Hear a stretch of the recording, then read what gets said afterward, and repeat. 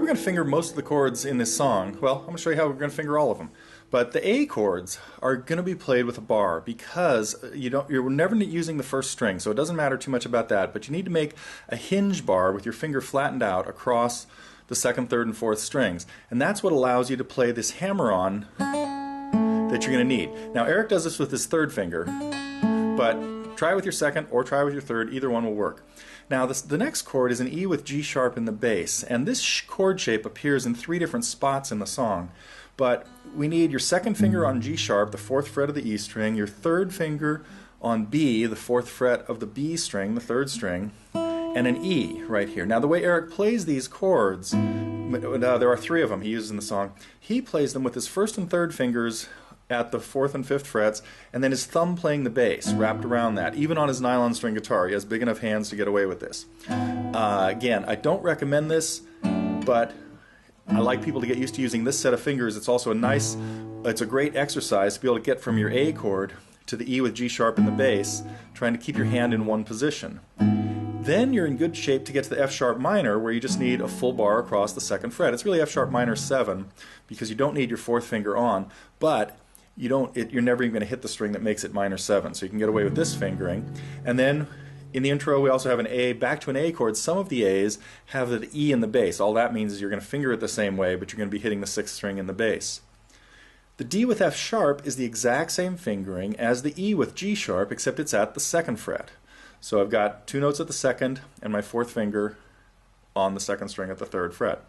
And then in the intro, he goes to an E7 suspended 4 just by taking the F sharp off and hitting the 6th string in the bass, and you can leave these 2 fingers here. Now again, he uses different fingering for this, but this is how it would work best with our fingering. And then resolving the A that's at the 2nd fret of the 3rd string comes off and goes to G sharp, giving us an E chord. So first we have an E7 sus 4 for 1 beat, and then back to the E. Those are all the chords in the intro and in the verse or in the first half of the verse. In the second half of the verse, we've got our F sharp minor. We've got starting with F sharp minor for 4 beats, and then the C with E sharp in the bass. Now this chord, I would play this with a bar, but you could also use the same fingering that we've used back here. The 2nd, 3rd, and 4th fingers. So this is the same chord that we play, same finger we use for E with G sharp and D with F sharp. Just putting it at the 1st fret gives us the C sharp with E sharp in the bass, followed by an A7 chord, just 2nd and 3rd fingers, but we're hitting E in the bass, and then to F sharp 7, full bar at the 2nd, and a chord shaped like an E7 chord.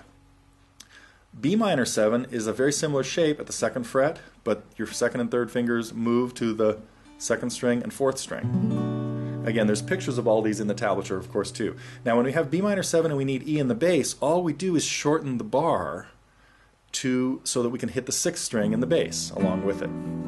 Very simple. In the C section, the bridge, we've just got normal chords in the key of C.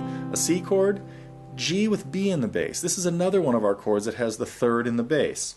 Now he plays this with his 1st and 3rd fingers. I really prefer people to learn this chord with their 2nd and 4th.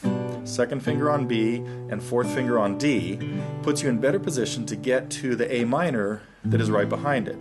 So A minor then, and then for the D with F sharp in the bass, you're in great shape to leave your 3rd finger where it is and move your 2nd finger to the F sharp and your 4th finger there. So that sequence again, C, G with B in the bass, where we're hitting just the 5th string and the 3rd string.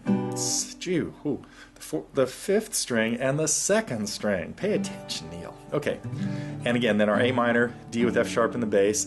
And in this particular case, when he goes to the G chord here, he leaves this note there, so we keep that D ringing on this G chord, and then it stays there again when we go back to D with F sharp in the bass, and then there's an E minor following that, 2nd and 3rd fingers, back to D with F sharp in the bass, and a very quick change to G before the 2nd line of the bridge, which is basically the same thing all over again.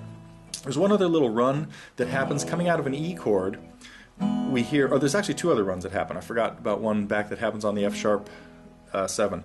But the E one continuing back to A, what you're going to do is let your second and third fingers go to the second fret. This is and then you're going to move them up to the third and fourth frets, leading back into our A chord. So this is the way the E's connect to A's. As an example, in the fourth measure of the verse, we've got our E chord, and then to these two notes at the second fret, and your first and second fingers. Now, one of the keys to that is that your second finger stays in contact with the string. So you've got your second and third here, and then your second finger is your guide getting up to the pair of notes at the fourth fret, third and fourth frets. The other connection that I throw in sometimes is from our F sharp 7, we can walk the bass and a third up in parallel thirds, leading us back to our B minor chord. So your second and third fingers would hit these notes at the fourth fret of the sixth and third strings, and then just continue up to the sixth fret, and then get back to the B minor 7. So a lot of bar chords necessary, and but I think that's everything I have to tell you about what your left hand has to do in this song.